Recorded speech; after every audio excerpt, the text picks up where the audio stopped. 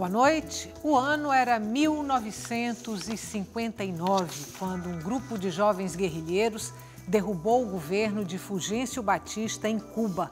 Começava ali um novo capítulo na história daquele país, com reverberações em toda a América Latina, no mundo até, se considerarmos que os mísseis soviéticos instalados na ilha colocaram em rota de colisão bélica as duas maiores potências nucleares, os Estados Unidos e a União Soviética.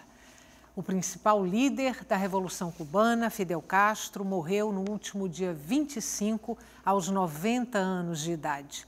O anúncio da morte, as homenagens póstumas e o funeral foram acompanhados passo a passo em todos os continentes. Fidel Castro, em vida, já havia se tornado uma lenda.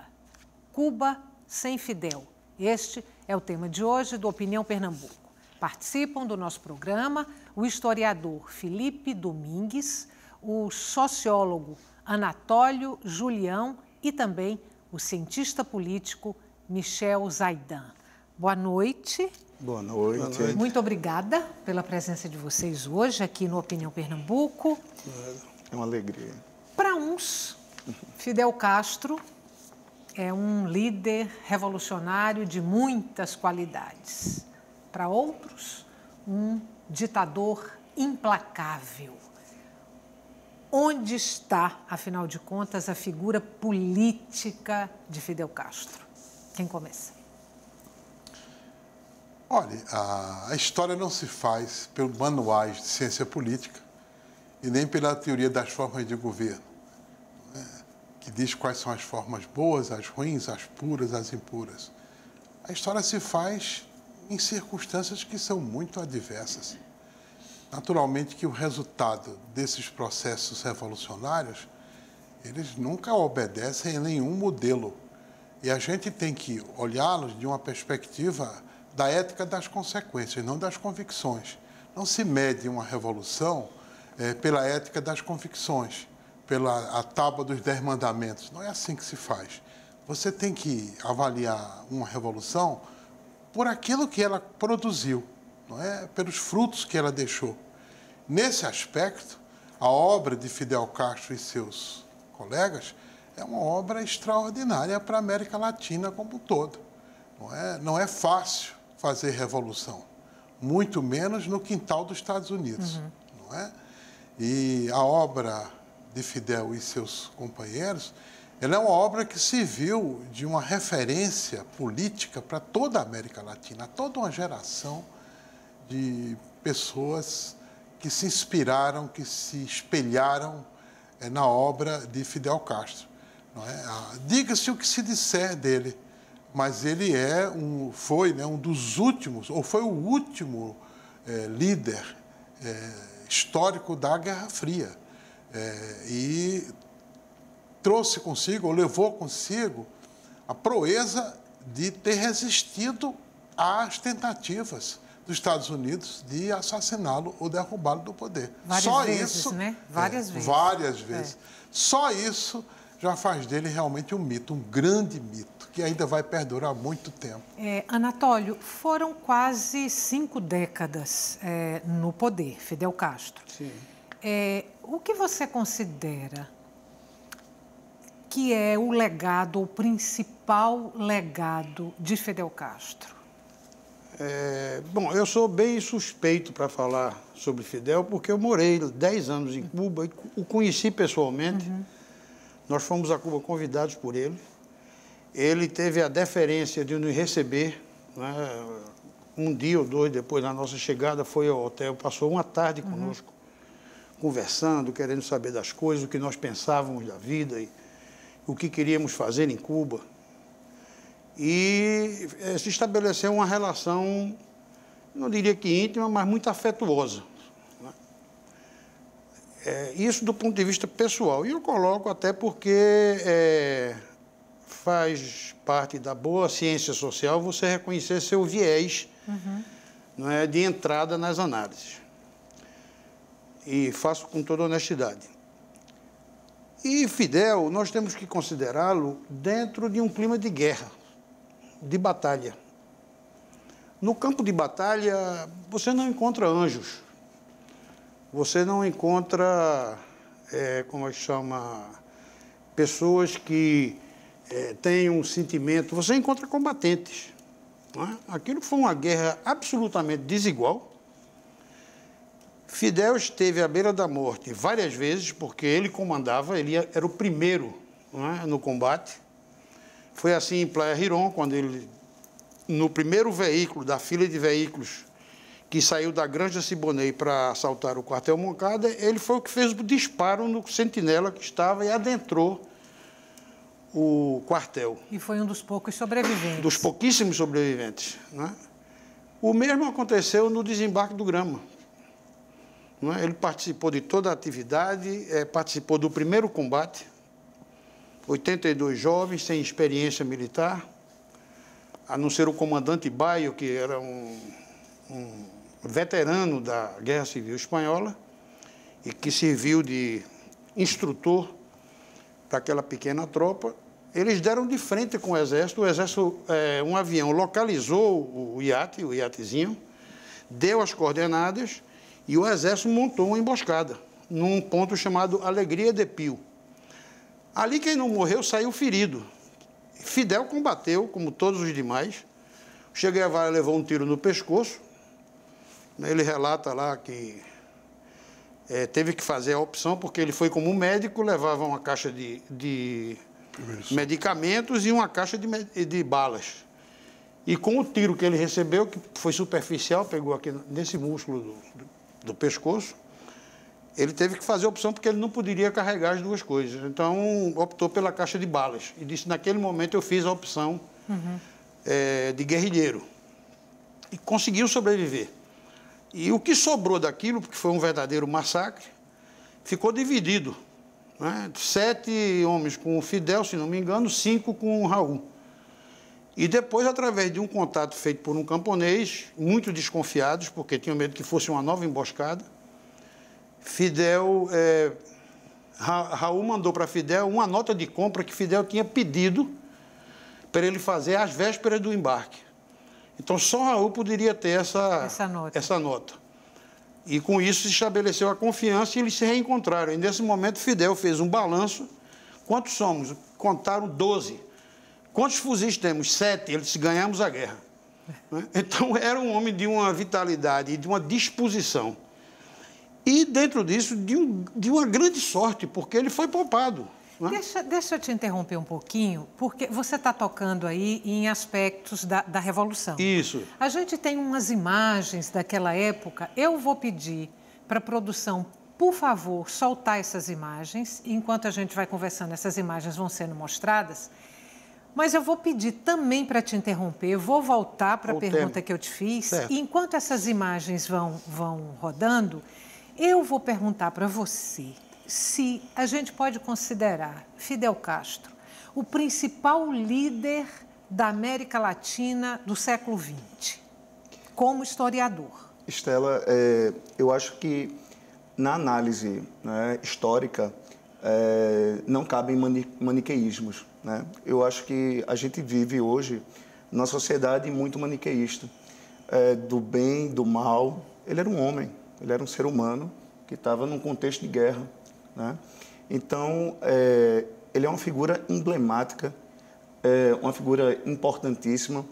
É muito complexo colocar assim, quem é o primeiro líder, quem é o maior líder.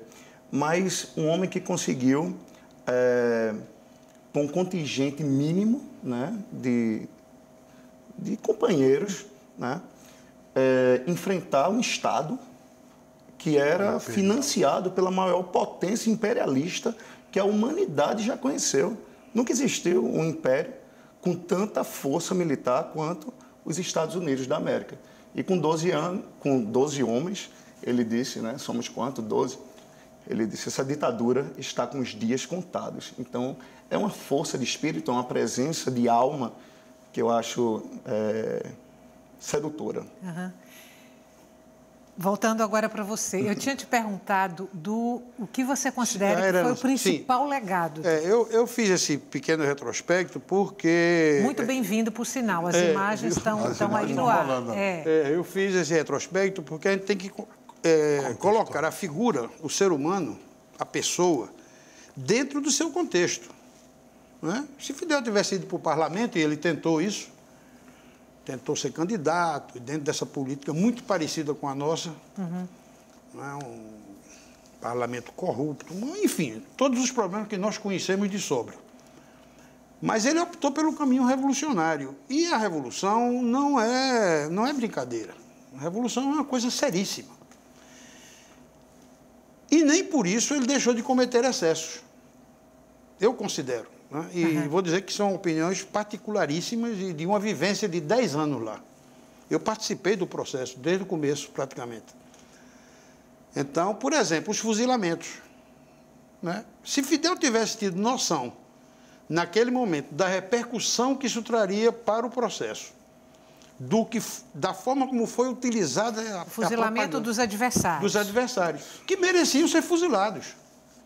Não eram anjos, foram pessoas que torturaram, que castraram jovens, porque eles eram sádicos. Os camaradas que Batista escolheu para fazer a repressão, assim, eram sádicos. E eles faziam para assustar, para atemorizar, para aterrorizar. Então, sujeito que castraram estudantes, arrancavam unhas, matavam a sangue frio, faziam o diabo. Quando pegaram, o povo estava realmente indignado. Então, foi uma reação muito própria do momento. Mas se tivesse havido um pouco de calma, que muitos anos depois os sandinistas tiveram, não teriam feito esses fuzilamentos, muito menos publicamente, com ampla divulgação, né, que era uma satisfação que Fidel deu aos que foram torturados, presos, massacrados. Mas foi um erro político. Né? Mas, olha, a China fuzila criminosos, pessoas que se atentam contra o Estado, os corruptos, etc. Os americanos mandam para a cadeia elétrica não sei quantas pessoas. Quer dizer, eu acho que o problema de Fidel é mais de natureza ideológica. É político, mas se ele soubesse se ele soubesse o preço que ele ia pagar por isso, ele provavelmente teria feito o que fizeram os sandinistas, certo? Talvez tenham fuzilado aqui e acolá, mas adotaram um slogan que eu acho extremamente simpático, de implacáveis no combate, generosos na vitória. E não foi por acaso. Eu penso que foi justamente a partir da experiência cubana. Eles disseram, não podemos voltar a fazer essa coisa porque isso vai pesar muito contra a gente. Quando mostram os fuzilamentos nas propagandas, nos filmes, né, sobretudo os canais de televisão tendenciosos que querem mesmo massacrar e tal, eles não dizem quem foram os fuzilados, não contam a biografia dos fuzilados. Eram pessoas execráveis, né? Eram animais. Você sabe que Boaventura Santos, quando critica a doutrina dos direitos humanos, diz que isso foi utilizado durante a Guerra Fria como uma maneira de atacar os regimes socialistas.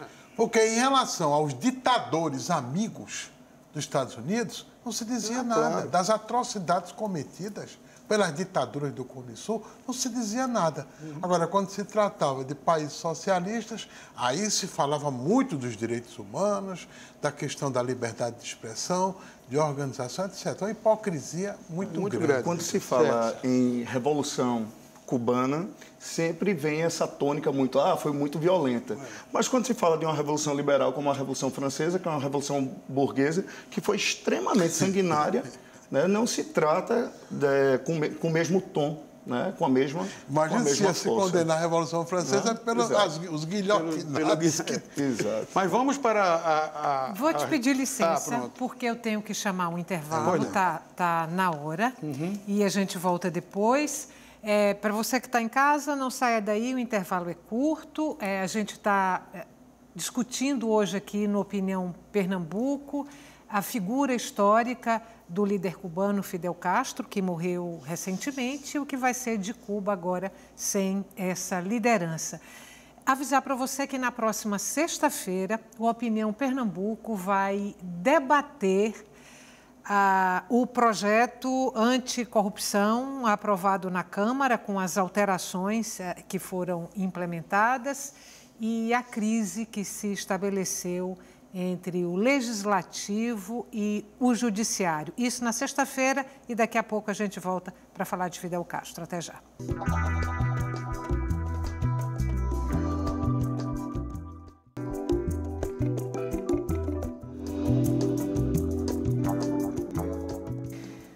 As expectativas políticas e econômicas em Cuba depois da morte de seu principal líder, Fidel Castro. Este é o assunto que está sendo debatido hoje aqui no Opinião Pernambuco. Participam o historiador Felipe Domingues, o sociólogo Anatólio Julião e também o cientista político Michel Zaidan. Pergunta agora para vocês é a seguinte: o quanto Cuba é um país, a gente pode considerar que é um país pobre, justo que seja, mas pobre. O quanto as dificuldades econômicas da ilha e da população podem ser atribuídas a, digamos, erros do governo revolucionário? Ou essa associação terá que ser feita sempre ao embargo econômico, feita com o embargo econômico imposto pelos Estados Unidos? Bom, eu gostaria de começar respondendo, porque eu não respondi a outra. Eu fiz o introito, mas não. Eu queria dizer que a maior herança, o maior legado que Fidel deixou foi essa questão de você ter uma opção pela justiça social, pela solidariedade humana e pela resolução dos problemas básicos da população, ou você fazendo uma opção pelo consumismo, para ir para Miami, para comprar carro todo ano, para trocar de celular a cada 6 meses.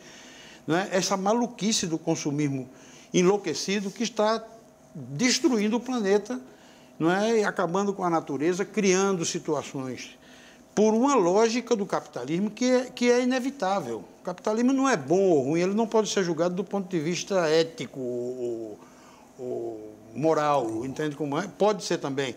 Mas o básico é que ele tem uma mecânica que exige que ele seja dessa forma. Estimule o consumo, destrua a natureza, absorva os recursos naturais, mantenha um exército de desempregados para que a mão de obra seja... Enfim, tudo isso que nós conhecemos. Agora, respondendo a sua pergunta, na minha opinião pessoal, eu penso que erros foram cometidos pela forma como foi tratada a economia desde o começo, talvez por um temor. Porque a gente tem que levar em consideração que toda análise tem que considerar o fato de que você está com um monstro aqui soprando, certo? Prestes a atacar, atacando muitas vezes. O monstro que você fala são os Estados Unidos. A proximidade. Né? A distância é quase como a de Caruaru.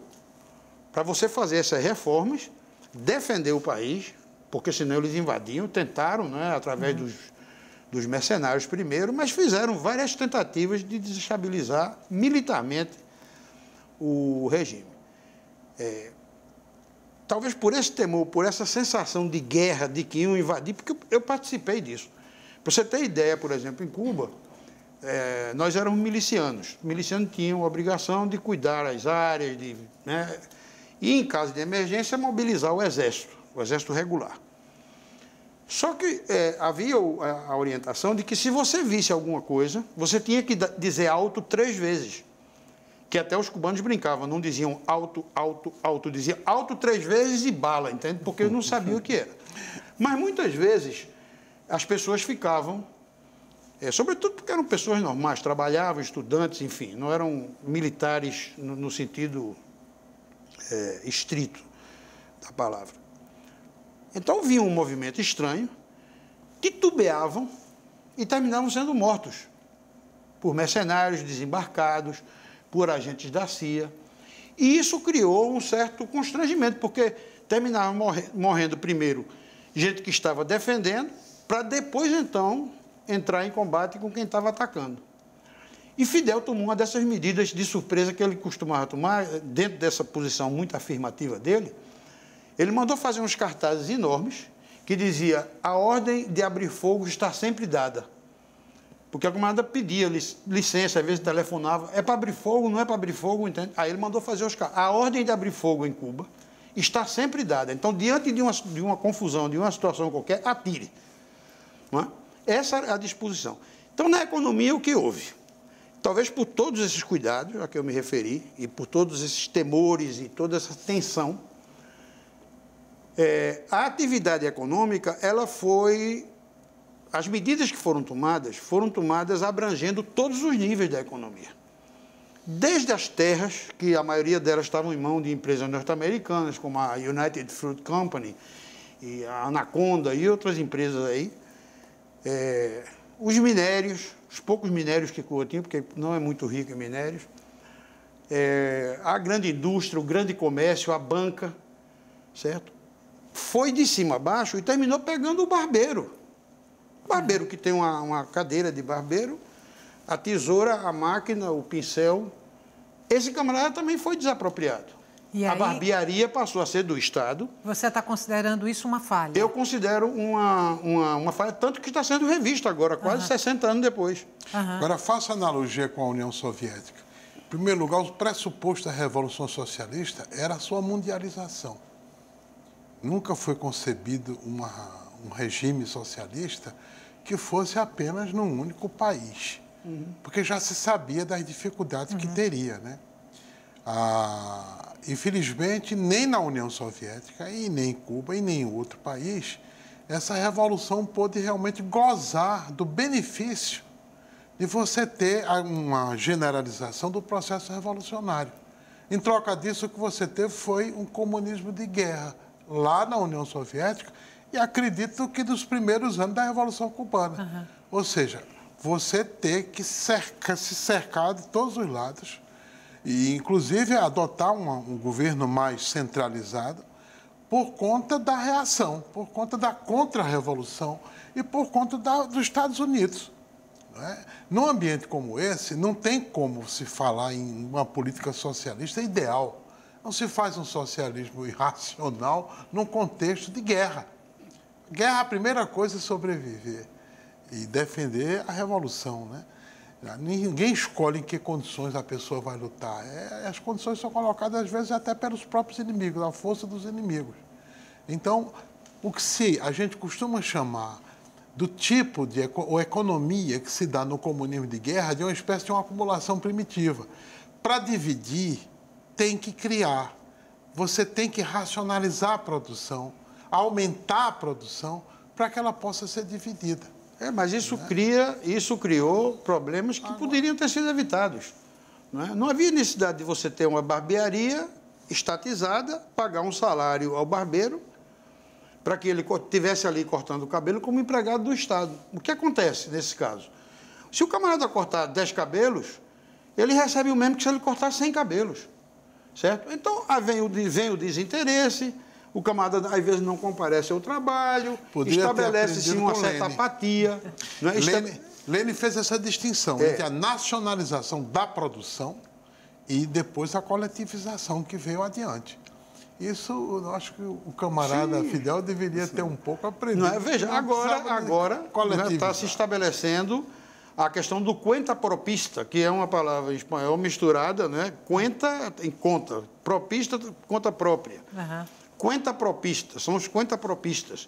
E aí começaram a aparecer os paladares, as oficinas com pequenos concertos, oficina de costura, enfim, uma série de pequenos negócios que estão sendo estimulados pelo governo. Não é? Está sendo saída hoje para... A perestroika tem pressão da Agora, Felipe, alguns historiadores entendem que o principal marco do governo Fidel, a principal referência é, na verdade, um nacionalismo. Que o socialismo veio por uma contingência histórica, mas a referência do governo de Fidel Castro é um nacionalismo aguerrido, forte, e que, por conta disso, a população se manteve solidária, se manteve fiel ao processo revolucionário, à proposta do governo revolucionário, porque se identificava com esse nacionalismo, embora reconhecesse as limitações ou os excessos ou a dureza, digamos assim, do regime. Eu vou perguntar para você e vou pedir à produção, porque a gente também tem aí algumas imagens dos cubanos se despedindo de Fidel, e são imagens muito fortes, muito comoventes. Parece que Cuba toda foi para a rua para se despedir de Fidel Castro. Eu vou te perguntar se essa angulação, feita por alguns historiadores, é um bom caminho para a gente entender Cuba e para entender aí esse afeto da população por Fidel Castro, um afeto que foi demonstrado aí agora na morte dele. Certo, Estela. Eu penso que essa é uma linha muito boa de raciocínio, porque desde a época da universidade ele já tinha um discurso, né, nacionalista. Desde a época da universidade ele já tinha um discurso anti-imperialista. Então ele era contra uma ditadura que era financiada pelo governo americano, que era a ditadura de Fulgêncio Batista, né? E ele queria um país no qual os cubanos aí a gente está com as imagens também no ar, sentissem uma palavra muito bonita chamada dignidade. Eu acho que Fidel ele trouxe dignidade ao povo cubano, porque desde o final do século XIX, né, os americanos usavam na América Latina a famosa doutrina do Big Stick and Soft Voice. Né? Então, é o porrete na mão com a voz suave. Mas se não obedecer com a voz suave, desce o porrete. Então, dignidade não se compra no supermercado. E ele trouxe dignidade ao povo de Cuba, e acho que essa é a principal razão dos cubanos se comoverem tanto, né, com a sua ausência, com a sua morte. Por isso, Stella, deixa eu dar uma pequena contribuição, se ainda puder, nesse bloco. Vamos lá. Dizem sociólogos que a porta de entrada para a política das massas foi o nacionalismo na América Latina. Todo o conteúdo ideológico do chamado populismo na América Latina chama-se nacionalismo. E o nacionalismo foi a grande porta de entrada das pessoas, das massas, digamos assim, para a participação política. Daí para a possibilidade de um regime socialista, mesmo com todas as limitações, não seria muito difícil, não. Entendeu? Me permite, tem outro detalhe interessante que foi uma grande sacada digamos, das diretrizes políticas da Revolução, que foi o resgate histórico. Certo? Eles foram buscar lá na Guerra da Independência contra os espanhóis, não é?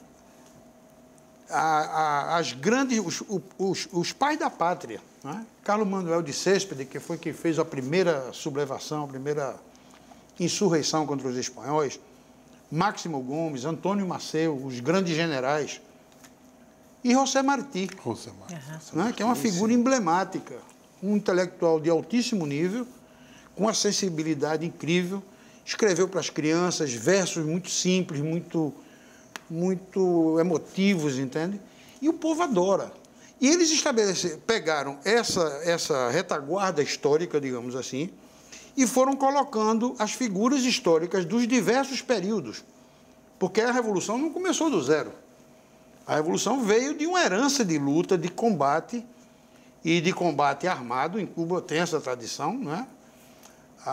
As mudanças não foram feitas por conchavos, por acordos, não é? Por acerto das elites. Lá sempre foi feito na base da guerra, da revolução, do enfrentamento violento.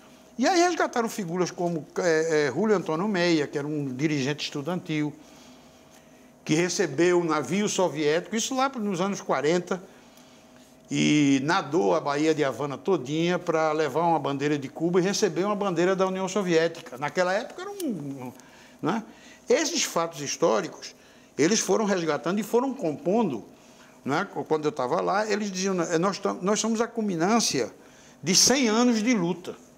Então estabeleceram uma concatenação dos processos e dos momentos de auge da luta revolucionária, de maneira que o camarada estava lutando aqui hoje, estava cortando cana e tal, mas estava se sentindo um continuador de 100 anos de luta. E isso criou uma consciência no povo, uma fortaleza, de que não se podia claudicar.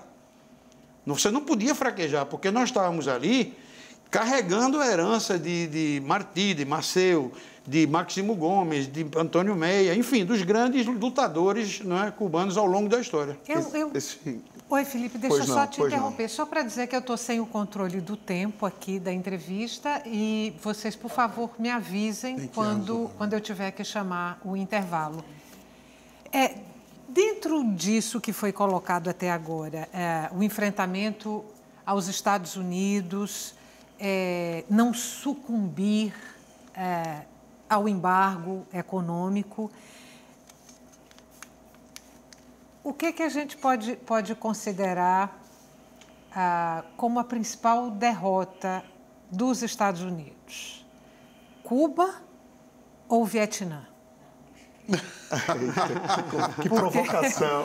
Porque são dois sapos. Não, acho que o Vietnã teve uma repercussão muito maior, porque se envolveram filósofos do mundo todo. Até se criou um tribunal para julgar os crimes de guerra dos Estados Unidos. Sartre, aquele Russell lá da Inglaterra, e etc. Teve uma dimensão mais universal, entendeu? Do que o caso de Cuba. Agora, eu acho que o calo seco, o calo doloroso do imperialismo norte-americano foi, naturalmente, a sobrevivência do regime cubano e de Fidel. Agora, a Revolução Cubana e Fidel Castro conseguiram surpreender também a União Soviética, tanto quanto surpreenderam os Estados Unidos? Eu pergunto porque, assim, se a gente pegar aí o perfil dos guerrilheiros, dos líderes da Revolução, Fidel Castro, Che Guevara, Raul, Cienfuegos, é uma revolução que foi pensada, que foi mantida por agentes da classe média. Isso, de alguma forma, surpreendeu a União Soviética? Provocou estranheza na União Soviética? Eu acho que foi uma surpresa para o mundo inteiro. Para o mundo todo, né? Se fizermos uma analogia com a Revolução Russa, né, a gente tem a figura de Lenin, que veio da classe média. Ele era filho de funcionário público, advogado. Então, essas revoluções, elas são pensadas, né, na classe média, né, e depois elas tomam as massas. Né? E fazendo só uma ponte com o discurso de Anatólio Julião, quando você falou do resgate histórico, como é importante isso e como está muito claro na primeira Carta de Havana, quando ele cita vários líderes revolucionários, né? San Martín, né? Padre Hidalgo. Eu fiquei... Só me entristece o fato de, quando ele cita o líder revolucionário brasileiro, ele cita Tiradentes. Nada contra os mineiros, certo? Nada contra os mineiros, nada contra Tiradentes, mas como seria mais preciso se ele tivesse citado Frei Caneca. Né? Vamos fazer um parêntese agora, mais um intervalo. A gente volta daqui a pouquinho para continuar essa conversa. O tema de hoje do Opinião Pernambuco é Fidel Castro e Cuba sem Fidel. Na sexta-feira, o Opinião Pernambuco vai discutir a crise entre o Judiciário e o Legislativo aqui no Brasil. Até já.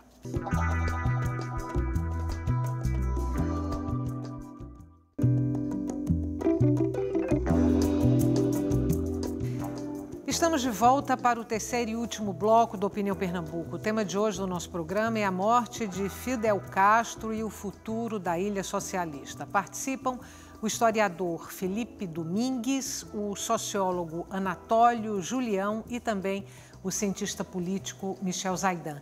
Antes da gente começar a fazer um prognóstico sobre o que vai ser Cuba a partir de agora, né, sem Fidel Castro, eu queria perguntar para vocês mais uma coisa.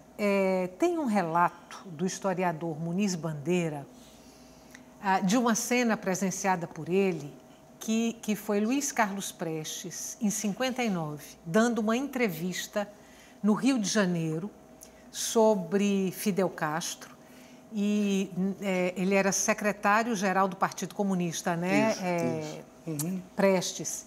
E nessa entrevista ele diz que Fidel Castro era um aventureiro, ou seja, foi ali no iniciozinho da Revolução.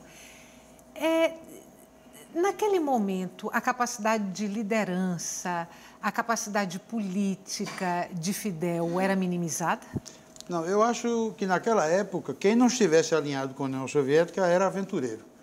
Certo? Qualquer que fosse a sua posição de esquerda, se não estivesse alinhada, não é, às diretrizes de Moscou, era aventureiro, era... Não, Prestes, pelo amor de Deus, não era essa clarividência toda, não. E Fidel... Não era, não. Vamos combinar, não era. E tem uma pontinha de inveja aí, né? Porque as intentonas de Prestes não surtiram efeito. Prestes era um militar, um capitão. Isso. O outro não era. Acho que Fidel não era um militar, assim, estrito senso. Era um revolucionário. Fidel passou internamente por esse processo. Porque para poder se alinhar à União Soviética, a aproximação que ele precisou para poder evitar que os Estados Unidos efetivamente invadissem e tomassem aquilo, fez com que ele resgatasse os velhos comunistas do Partido Comunista de Cuba. Isso é um detalhe interessante.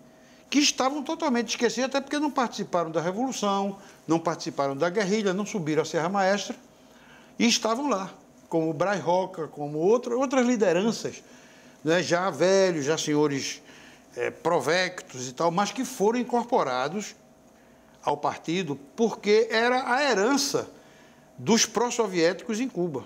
Isso foi um lento processo onde Fidel teve que fazer uma opção. É assim, União Soviética ou morte. Ô, Anatólio, o perecer. Você que é filho de Julião, talvez você recorde que havia discordâncias no Brasil internamente do Partido Comunista em relação a Julião e em relação à questão do foco guerrilheiro. Exatamente. Então, pode ser que Prestes, ortodoxamente, obedientemente, disciplinadamente, tenha expressado isso. Mas, voltando, isso foi um processo de aproximação que passou pelo resgate dos velhos comunistas, não é? Pela questão de determinar o Partido Comunista como partido único, não é? Porque a União Soviética só passou a apoiar, não é? Depois que se convenceu disso, depois que viu que Cuba se alinhou. E Fidel não tinha opção, entendeu? Não teve opção na época. E a confiança se estabeleceu definitivamente quando Cuba aceitou os foguetes russos. Aceitou, montou as bases, que foram descobertas por um avião U-2, que era o que havia de mais moderno na época. Eles podiam fotografar 10 mil metros de altura, 12 mil metros de altura, com câmeras muito potentes, sem ser detectados. Não é? E eles passaram por cima de Cuba, fugindo do sistema antiaéreo da época, e conseguiram fotografar as bases. E houve a denúncia. E aí o mundo quase pegou fogo. E aí quase o mundo pegou fogo. Nós chegamos lá justamente 2 meses antes. Nós chegamos em julho de 62, quando, em outubro, portanto, 2 ou 3 meses depois, se estabeleceu... Agora, vou esclarecer uma coisa. A União Soviética, e mais ainda, o movimento comunista internacional, nunca conheceu bem o processo revolucionário latino-americano. Em 1929, houve uma conferência em Buenos Aires para uma lavagem de roupa suja muito grande. E o que é que fica evidente? Nem a Internacional Comunista estava a par do que estava se passando em cada país, e os partidos comunistas reclamaram muitíssimo da União Soviética, de que ela também não ajudava muito. Então, dizer que a União Soviética contribuiu para a Revolução não é verdade. Viu, professor? Tem um detalhe interessante, que é o seguinte: do modo como quando a União Soviética colocou os foguetes em Cuba, isso é um xadrez complicadíssimo. Salvou a Revolução, digamos assim. Não é? A Revolução Cubana. Protegeu a Revolução. Mas, ao mesmo tempo, esse processo estava inserido na correlação de forças internacionais. Não é? Fez isso, a União Soviética fez isso para peitar de frente os americanos e dizer, não adianta, porque se acaba o mundo, mas a gente não cede. Era uma geopolítica mais... Porque Cuba se transformou como se fosse Moscou. No ápice... No soco sal. Na boca do vulcão, digamos assim. Né? Mas a luta era por espaço, não é? A luta geopolítica era internacional, era mundial. Vamos começar. Eu sei que ninguém aqui tem bola de cristal, mas dá para se fazer alguns prognósticos.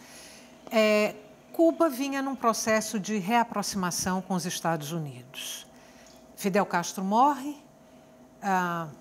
Barack Obama, agora dia 20 de janeiro, passa o bastão para Donald Trump. E aí, o que vai acontecer, o que deve acontecer com Cuba sem Fidel Castro e agora com o presidente da República mais à direita? Eu acho que tristemente, veremos uma lenta abertura para o capital internacional. Penso que a rede hoteleira vai chegar forte em Cuba. E já está, de alguma forma. Já está, e vai chegar mais pesadamente. Né? E é com tristeza que a gente vê o fim de uma utopia que não pode morrer. Né? Certo. Eu sou mais otimista. Você é mais otimista? Eu sou mais otimista. Eu penso assim, Cuba não vai renunciar às grandes conquistas sociais que foram alcançadas.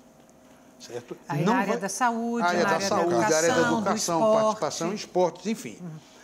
E precisa intensamente, para atender a uma reivindicação de prosperidade da população, porque a população trabalhou esses anos todos arduamente. E o nível de vida, o nível de consumo, isso é uma coisa que está altamente reprimida, sobretudo entre a juventude. Porque Cuba tem lá o bloqueio, é fechado, tudo, mas a moçada sabe do que está acontecendo lá fora. Então, querem estar na internet, querem se comunicar com as pessoas, querem consumir determinados produtos que atraem demais a juventude. Eles têm que ter acesso a isso. Então, eu penso que Cuba, sem renunciar às suas conquistas, Cuba não vai abrir mão disso. Pelo nível de formação, pelo nível de conscientização, pela preparação acadêmica das pessoas, a oportunidade de estudar. Você conversa com qualquer cubano, mais simples, e o camarada te dá uma aula, argumenta, tem bons argumentos, tem conhecimento. Política, de literatura, não é de literatura, de cinema, do que você conversar. Então, eu penso que isso será preservado arduamente.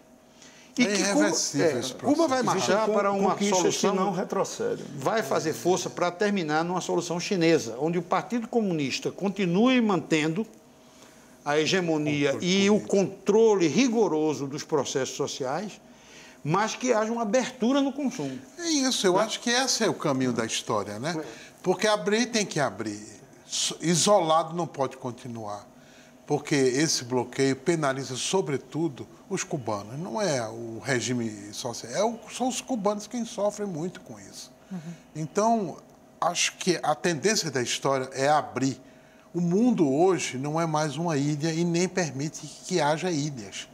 O mundo é interconectado. A integração da economia chinesa com a economia norte-americana é uma coisa notável. Isso vai acontecer também com Cuba. Esse processo de abertura, ele é irreversível. Não é a vontade de A, de B, de C. É um processo irreversível. Há interesses econômicos muito fortes, de lado a lado, que vão garantir a continuidade desse processo, como ocorre na China. Estavam dizendo que Trump ia tirar as empresas norte-americanas. Não, isso não tem cabimento. Não tem, há muitos interesses econômicos. É um discurso, professor Michel, muito mais para conquistar votos do que propriamente efetivar essa prática. Isso é uma retórica eleitoral, mas não vale para a prática, porque os interesses econômicos vão se sobrepor efetivamente a essa retórica. Por mais que fosse um desejo dele. Por mais que seja um desejo. Aliás, ele é um negociante, ele é um empresário.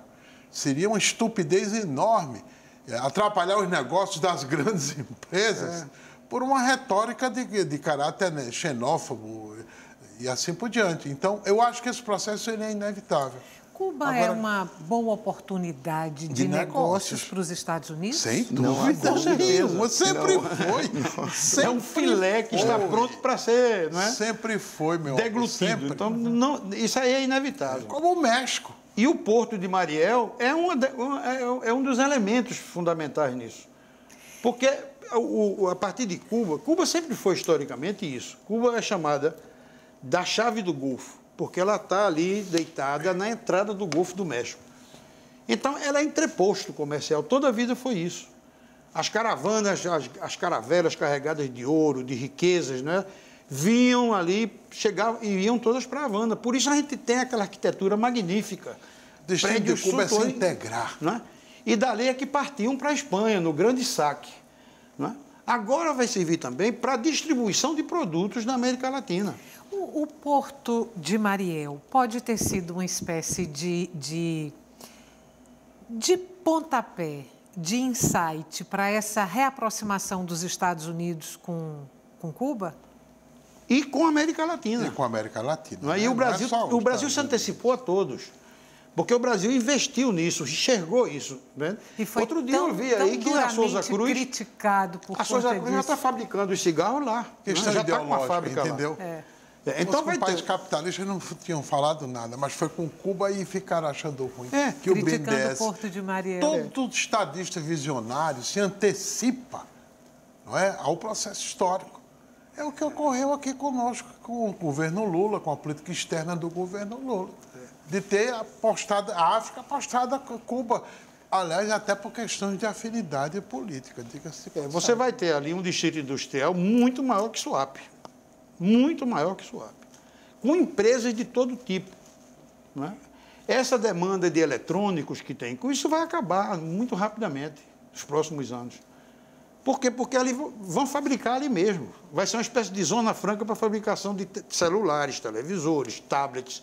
Tudo isso que o cubano se deslumbra e fica desejando intensamente. Se fizer lá na China, estão fabricando. Não pode fazer em Cuba, que é mais perto.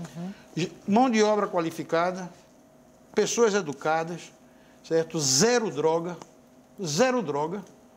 Não é? Como é que chama? Só tem segurança. O rum. Bom, rum não é droga. É legalizado. Olha só, o tempo da gente acabou, a gente está no finalzinho, mas eu vou pedir para você, Zaidan. A gente teve agora há pouco, no final da tarde... Que é uma declaração de amor? A Cuba. Não ainda uma declaração de amor. A gente teve agora há pouco a decisão do Supremo Supremo Tribunal Federal, de manter Renan Calheiros na presidência do Senado, embora que fora da linha sucessória para a presidência da República. E eu queria pedir para você, nesses 2 minutinhos finais que a gente tem, para comentar... Foi um grande erro essa medida tomada, porque Renan Calheiros vai encerrar esse mandato daqui a uns 15 dias, depois vem o recesso. Depois ele sai, não é? Agora, isso provocou um desgaste necessário, um conflito desnecessário entre o Legislativo e o Judiciário. E o Judiciário sai profundamente arranhado daí, né? Não sai bem, não. Por outro lado, vamos aqui concordar, há uma questão gravíssima de abuso de autoridade dos juízes e dos procuradores do Ministério Público Federal. Não há a menor dúvida que é preciso, sim, se adotar algumas medidas legais para conter o abuso de autoridade da magistratura, da Polícia Federal e desses procuradores. Nesse aspecto, a não ser que nós sejamos a favor de estado de exceção no Brasil, que já se fala que tem mesmo. Não é? Então, eu acho que houve um grande erro nessa medida que foi tomada. Não havia necessidade nenhuma de se fazer isso, porque dificilmente Renan Calheiros vai assumir a presidência da República, dificilmente, com ou sem esse acordo. O Supremo sai desmoralizado desse episódio? Sai. Ele já vinha, né, por conta do partidarismo, né, por conta do chamado ativismo judicial ruim, do ativismo negativo, de ter tomado partido esse tempo todo. Né? Agora sai pior, porque sai desmoralizado, né? Sai desautorizado pelo presidente do outro poder, o Senado. Não havia necessidade nenhuma de fazer isso, nenhuma. E fica parecendo retaliação. O mais grave de tudo é que parece uma retaliação mesmo do Poder Judiciário em relação ao Poder Legislativo. A situação não está boa, Estela. Nós estamos caminhando para uma situação de muita gravidade política no Brasil. Porque se esses poderes não se entendem, e olhe que o Supremo é o guardião da Constituição brasileira, é aquele quem dirime as dúvidas sobre o que é ou o que não é constitucional. Se esse poder se desmoraliza, então tudo pode acontecer. Nós vamos ficar numa situação muito complicada no Brasil, de um vácuo constitucional muito grande no Brasil. Bom, apesar disso, boa noite para vocês. Obrigada mais uma vez por terem vindo. Obrigado pelo convite. Opinião Pernambuco. Para você que está em casa, muito obrigada pela companhia até agora e o Opinião Pernambuco volta amanhã.